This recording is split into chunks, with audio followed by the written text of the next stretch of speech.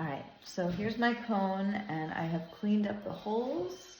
I did that on the outside using my magic rib, just scraping the excess away. Here, I'll do a little demonstration of that. So I can just wipe it flat. And then I can use a round tool. Let's see here. Just to clean out those holes. I'm actually using the tip of the pin tool because I think that this paintbrush will be the best. Yeah, something that actually fits in the holes. Okay. So I want this to be the last time I touch the coffee cone basically before it goes into the bisque. So checking things over. Can soften that line from the footer.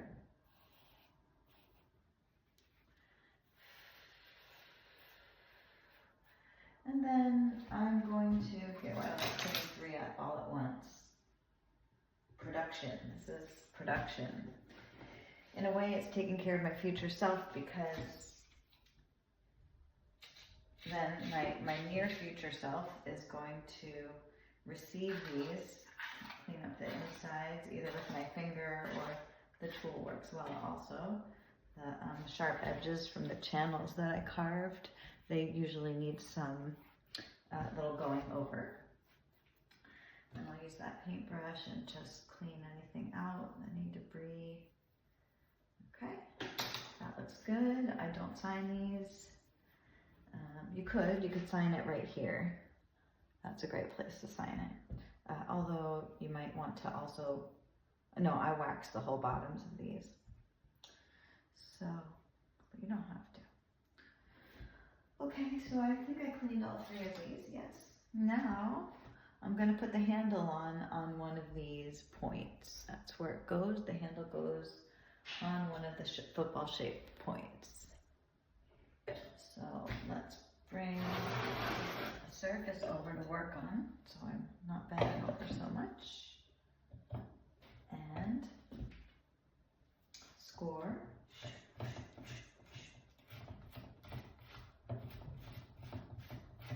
Okay, try to make it kind of symmetrical. And then I take a clay lug.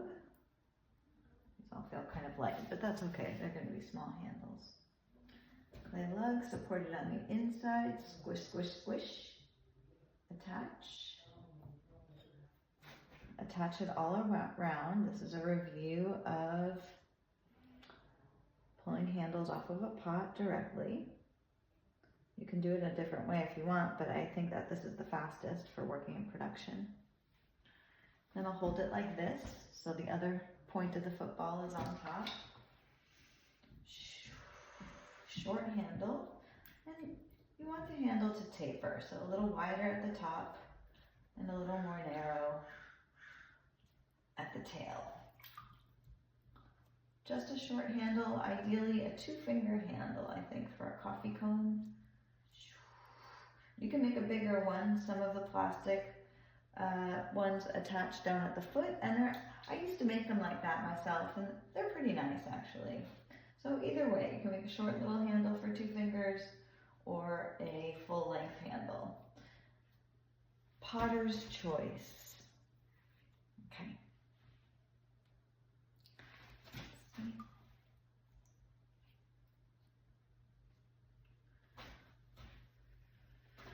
Kind of tricky to get in here.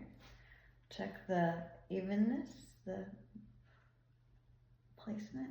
Oh shit, I just broke it. Okay, well, let's see here.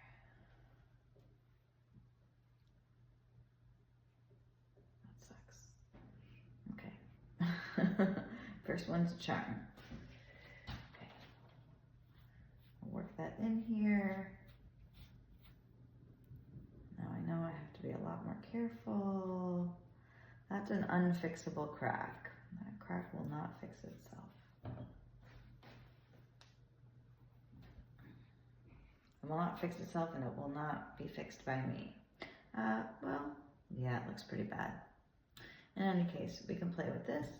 So what I'll wind up doing is just kind of working on the shape of this handle, and then I'll pull it down so it has plenty of room for fingers. And that's a pretty good form for a coffee cone. Unfortunately, this one's not going to make it, but maybe we can put like a little coffee bean on the edge or something. Let me try to patch it. This never works, but I'm just going to play with some wet clay here and just work it on there. Who knows? No, I know. That's who knows. There's no way. But I've had stranger things happen.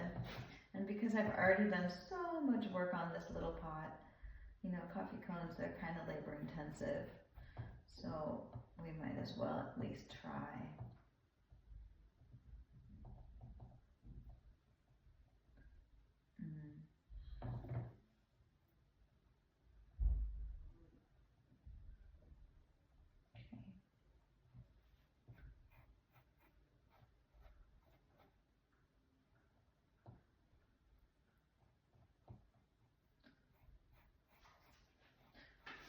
Yeah, you can't really put something decorative on the coffee cone because it's a functional piece. Like, if you need the whole thing, yeah, that's never gonna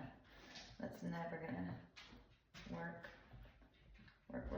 Work. Never gonna work.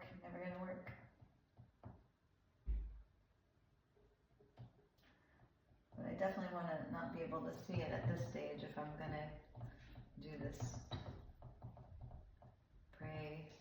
prayer work. And then, okay, so if I was trying to fix that, which I kind of am, I would cover it and dry it slowly, so I will. The thing is, I don't want to dry the handle slowly, I want to dry the handle quickly. So I'm just going to cover that part of the pot. So I'll show you what I did. Covered just the pot. This is where the crack is, and not the handle. Let's try one more. Okay, something really cool just happened, which is that this coffee cone, which I was in the process of saving, and part of me was like, man, get rid of it. And so far that's doing okay. I just really very, very roughly patched a crack with a water clay. And I thought maybe I had I think I had like maybe a 10% chance of that working, but I still did it. And I'm so glad I did it, because it's so great when a kind of a throwaway pot becomes a teaching tool. First for this, let's see what happens. But then also the handle popped off. So we've been working now with using water as a reconstituting tool in all stages before the true bone dry. So as long as it's to keep the, oops, that part didn't get in. Our goal is to keep the attachments at equal consistency, wetness. So I'm just going to feel if that was effective so I could bring it closer. I want to kind of nurture it down. So now I'll just do the handle. Just where it's the strongest, where I can easily bend it from. And let's see how this goes. And then maybe I will score the bottom, which I don't usually do, but in this case, seems like a pretty good idea, doesn't it? Okay, I'm going to use this pin tool because I don't want to try to get under there with my normal scoring tool. Making sounds. Oops, there we go, better. As potters, we're like always figuring things out. We're like major detectives. We're problem solvers. We're constantly encountering problems that need to be solved. Okay, so slip would be great. I'll take some stuff out of my splash pan. Why not? Attachments. And I bet vinegar would be good too. I think I have some. Maybe not. Okay, we'll just do it like this. That was nice. I barely even touched it. I mostly let gravity take it down. I kind of wet it until gravity would take it down. Less strain on it.